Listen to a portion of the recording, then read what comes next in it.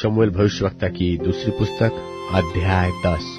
शमूएल भविष्यवक्ता की दूसरी पुस्तक अध्याय 10। अम्मोनियों के साथ युद्ध होने का वर्णन। इसके बाद अम्मोनियों का राजा मर गया और उसका हानून नाम पुत्र उसके स्थान पर राजा हुआ। तब दाऊद ने यह सोचा कि जैसे हानून के पिता नाहाश ने मुझको प्रीति दिखाई थी, वैसे ही मैं भी हानून को प्रीति दिखाऊंगा। तब दाऊद ने अपने कई कर्मचारियों को उसके पास उसके पिता के विषय शांति देने के लिए भेज दिया और दाऊद के कर्मचारी अम्मोनियों के देश में आए। परंतु अम्मोनियों के हाकिम अपने स्वामी हानून से कहने लगे, दाऊद ने जो तेरे पास शांति देने वाले भेजे हैं, वह क्या तेरी समझ में तेरे पिता का आदर करने की मनसा से भेजे हैं?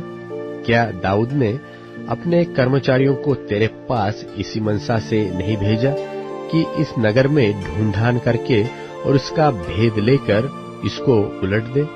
इसलिए हानून ने दाऊद के कर्मचारियों को पकड़ा और उनकी आधी आधी दाढ़ी मुंडवाकर और आधे वस्त्र अर्थात नितंब तक कटवाकर उनको जाने दिया। इसका समाचार पाकर दाऊद ने लोगों को उनसे मिलने के लिए भेजा, क्योंकि वे बहुत लजाते थे।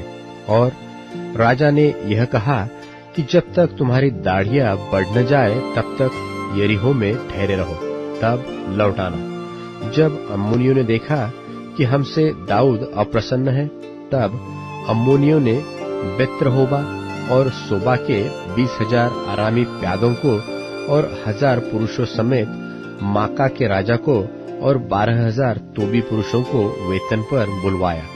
यह सुनकर दाऊद ने योआब और शूरवीरों की समस्त सेना को भेजा।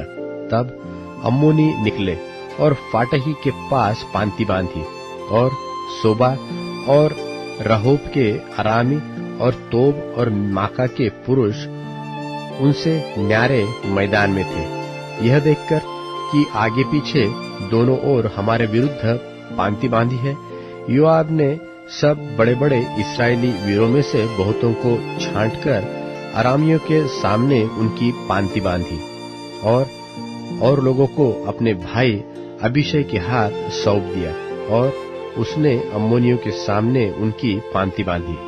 फिर उसने कहा, यदि अरामी मुझ पर प्रबल होने लगे तो तू मेरी सहायता करना, और यदि अम्मोनी तुझ पर प्रबल होने लगे तो मैं आकर तेरी सहायता करूंगा।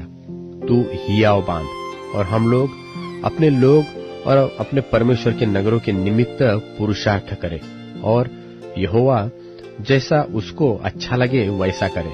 तब योआब और जो लोग उसके साथ थे अरामियों से युद्ध करने को निकट गए और वे उसके सामने से भागे। यह देखकर कि अरामी भाग गए हैं, अम्मोनी भी अबीशै के सामने से भागकर नगर के भीतर घुसे।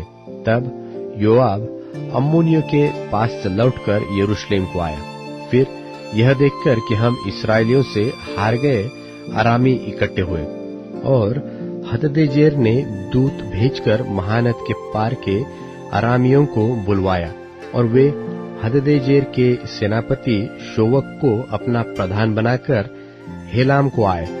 इसका समाचार पाकर दाऊद ने समस्त इस्राएलियों को इकट्ठा किया और यरदन के पार होकर हेलाम में पहुंचा। तब अराम दाऊद के विरुद्ध पांति बांधकर उससे लड़ा, परंतु अरामी इस्राएलियों से भागे और दाऊद ने अरामियों में से 700 रथियों और 40,000 सवारों को मार डाला और उनके सेनापति शोबक को ऐसा घायल किया कि वह वहीं मर गया। यह देखकर कि हम इस्राएल से हार गए हैं, जितने राजा हददेजेर के अधीन थे उन सबों ने इस्राएल के साथ संधि की और उसके अधीन हो गए, और अरामी अम्मोनियों की और सहायता करने से डर गए।